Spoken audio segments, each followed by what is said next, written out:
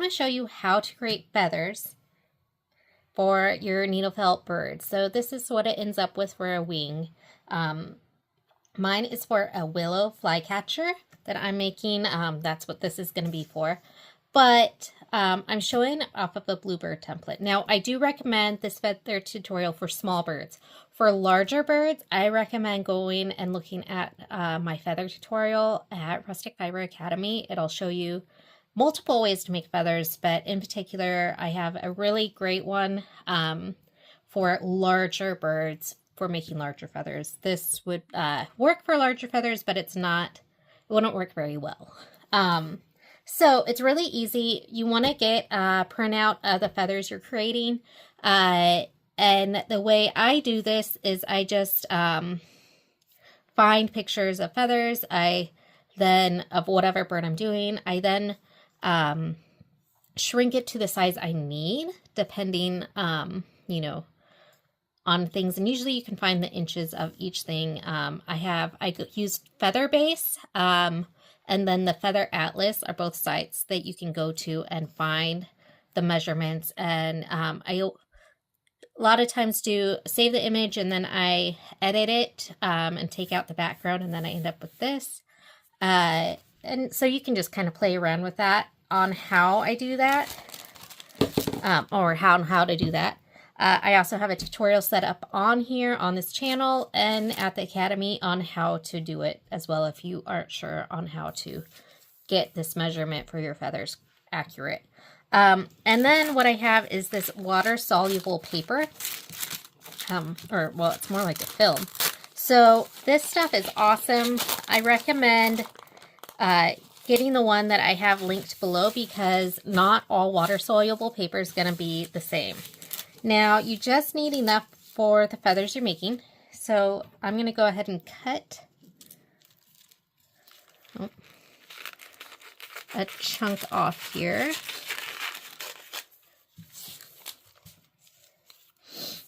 Let's see.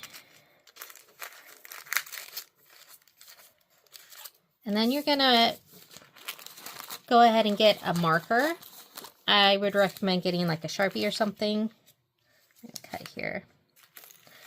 And I'll save all of my pieces, my cutoffs, for another project, because what we're going to do here, we're actually going to cut out each of these individually. But first, we're going to trace. So these are my tail feathers.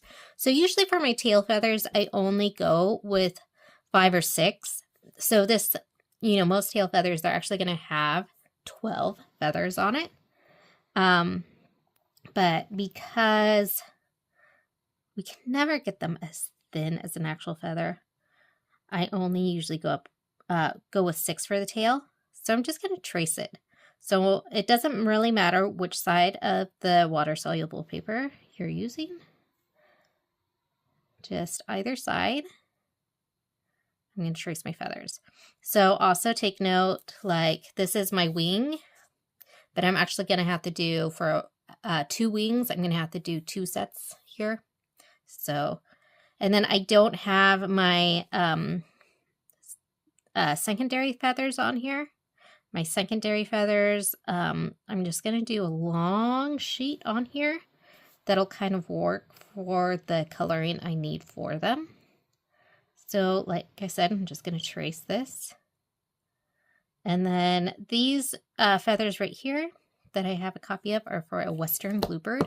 So I'm just going to work off of the tail feathers to show you kind of as an example of what you do. And now I'm going to get out my felting surface, and I am going to get a 40 gauge needle. All right, so with my template here for my feather, I'm going to go ahead and I'm actually going to felt wool directly onto this. So like I said, 40 gauge needle. You could go with a 38, but I don't know. Like, it seems like the smaller pokes and not as many help, like the thinner. You still want this felted on there fairly well, but it doesn't have to be a ridiculous amount. I'm just going to go a little darker on the outside, on one side. I'm only going to show you a couple of these so you can get the idea. And then I'm going to go lighter. So I'm just using merino top coat.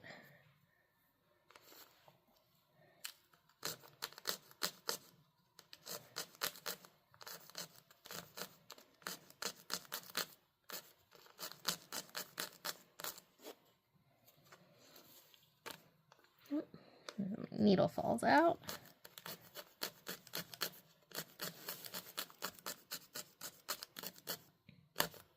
Okay, so that's one of them. Now, when we go through the whole process here and after it dries, it's going to get a little fuzzy, but you trim it afterwards. So it's not going to be this perfect shape, but it's going to be close.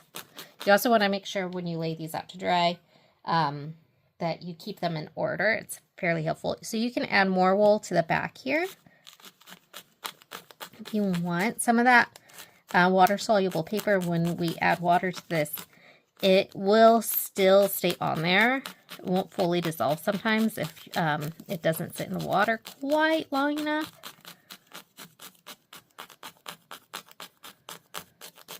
And depending on what side you felt more on, that side will have the water-soluble paper showing, the other side will. You'll kind of get understand what I mean once you do this. Okay, so here's one feather. So the process really now, I'm just going to do this one, I think. I'm going to go ahead and cut it out. You want to cut out each of these feathers. And then I do this on a silicone tray, but it doesn't have to be a silicone tray. And then I just use cold water. It doesn't have to be a specific temperature necessarily for this. If you get into something more detailed, or there are certain things you can do with the water-soluble paper, the temperature matters a lot more. But right now you can see it's, you know, still flimsy and whatnot, and it's not really well felted. It's super fuzzy. So that's all going to change with the water-soluble paper. So I'm going to go ahead and prep things. It doesn't take much, just water and your silicone mat or whatever you decide to put your wet feather on. So bowl of water, and then this is the one. This is a finished one. This is what it looks like when it's finished, all dry. All you have to do is dunk it in the water. Kind of squeeze a little of the water out carefully. And then set it on your tray to dry. Now you'll see these fuzzies off the end. Once it's dry, we'll cut it. Now it takes about 24 hours to fully dry. But it doesn't take, you know, that's not too bad. So once it dries, what I end up doing is I actually glue the pieces together using wood glue. You don't have to use wood glue. You can use something else. But I like the wood glue. So this is all glued together. And then you can see here I have this. This isn't necessary. It's just a piece of core wool that I felted really flat. And then what I did is after I glued the wings, like the primary feathers on, do the secondary feathers. So these secondary feathers, I just needle felt a straight line onto my water-soluble paper. And it's probably about 6 inches long and 1 inch thick. And then once I dunk it and everything, I go ahead and cut out my single feathers from it. So that's a great way to go about creating these little guys up top. And yeah, this is it. This is what happens. And then, like I said, end result is this, which is pretty cool.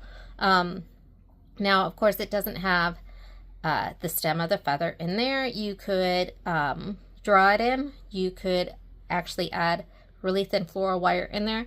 But because of the contrast and colors on here, I am not adding that. And I really don't actually add it for very many of my little birds. It's entirely up to you if you do. But I hope you learned something. And if you have any questions, please feel free to ask.